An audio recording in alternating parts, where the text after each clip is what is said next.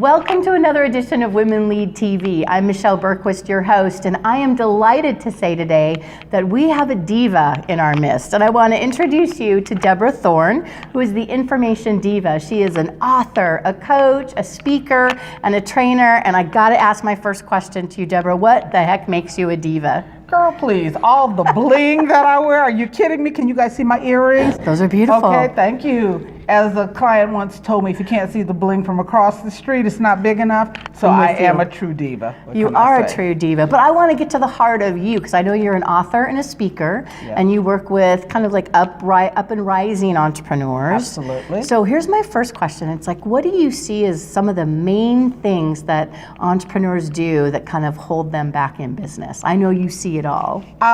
Being fearful. Being fearful, especially as women. Mm-hmm. We have some fears that, I really wish we didn't have. And so I work with women to acknowledge the fear and go through it anyway. It's okay to be afraid, but we can be afraid and be successful. We can be afraid and do whatever we want. We can be afraid and still accomplish. I love the word fear, and it stands for freaked out. No, there's a term for it, right? There's several of them. I call fear the real F word. Okay, so fear is the real F word, and it keeps us from doing a lot of things. We have fear of losing money, fear of not being successful, fear of what our family and friends might say.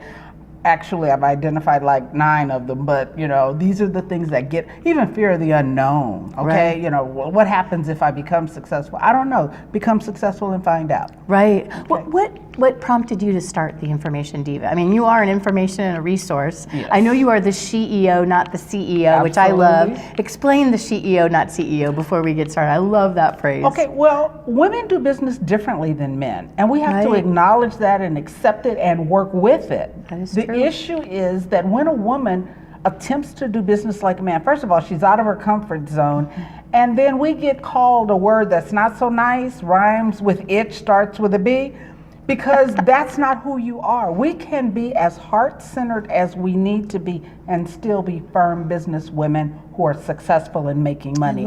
And that's what I want women to understand. I am a SHE-E-O. I'm not a CEO. I'm a woman first, but I'm a successful, healthy, enlightened entrepreneurial overachiever. That's what SHE-E-O stands for. Pretty cool. So the Information Diva started out by what? I mean, how did you kind of get into business? How did this come about? Well, I'm that girl that friends would come to, and I maintain, if you tell me what you like to do and what you're good at, I can help you find a business for it. God made me that way. I can just, you like to bake cakes? Well, don't open a bake shop, open a conglomerate, open this and open that. And that was what was coming through. And the prayer literally was, God, there has to be a way to make money doing this. And I spend a lot of time in classes. I have spent not a small fortune, a large fortune learning about entrepreneurship. And I've made a lot of, not mistakes, but learning experiences. I call them learning lessons as well. There's no mistakes. Well, yeah, but no mistakes in business. Some of us have made more than others. Yes. And so I tell my clients, let's make some new mistakes. I've already made these. I've got a list of them that I've already made. This was the outcome. This is how I got around it. So let's not make those. Let's make some new ones. Let's find some new ones to learn from.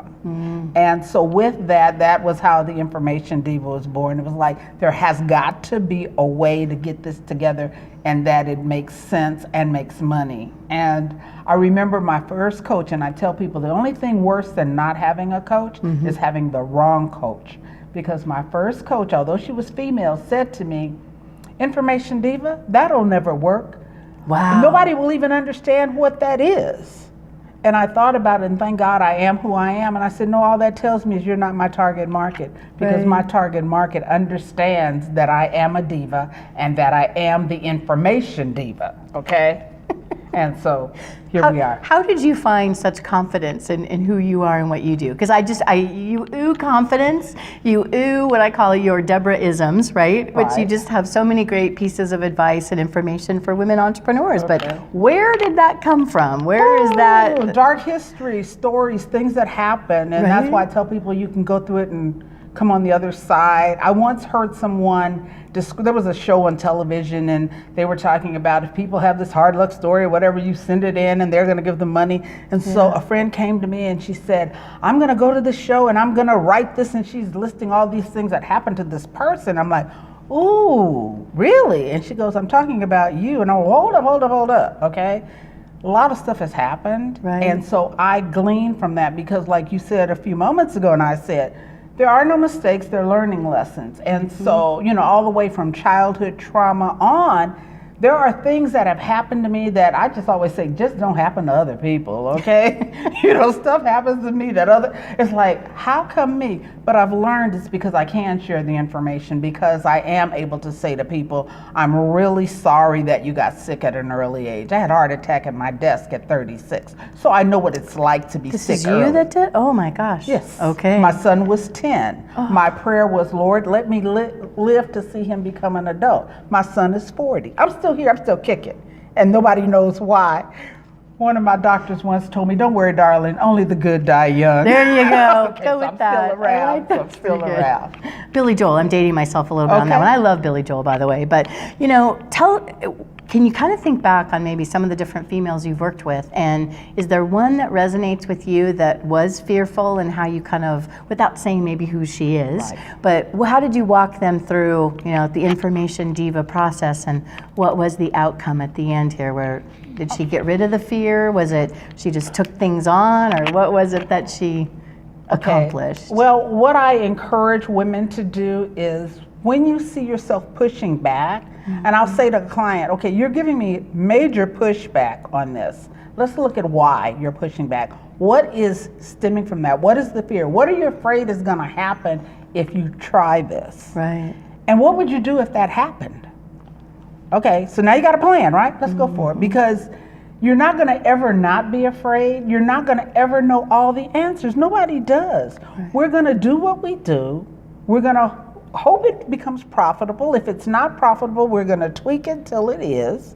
The idea of having somebody like me in your life is like, no, don't go down that path. I already went down that one. That doesn't work. Try this path over here. Yeah. And so it's just getting through.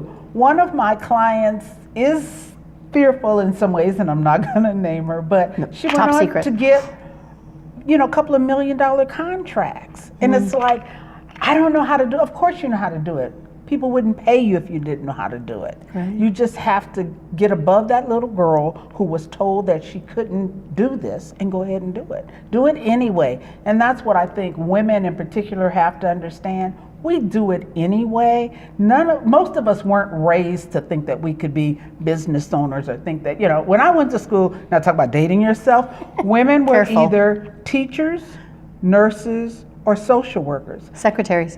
Don't forget that secretaries. one. Okay, so absolutely. That was it. And if you thought outside that box, society told you, no, get back in the box, because this is what women can do. So just so that you know, I am a trained social worker, okay? That's what I was put on earth to do, so I was told.